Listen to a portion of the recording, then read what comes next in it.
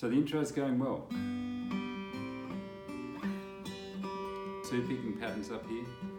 You want to do this 3 times.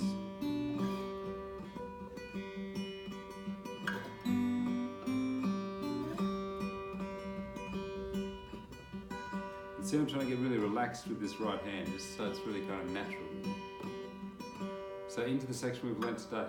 3 and 5, open on the 3rd.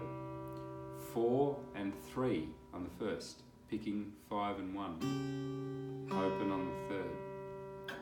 5 and 7, open on the 3rd string. 6th fret, 5th fret.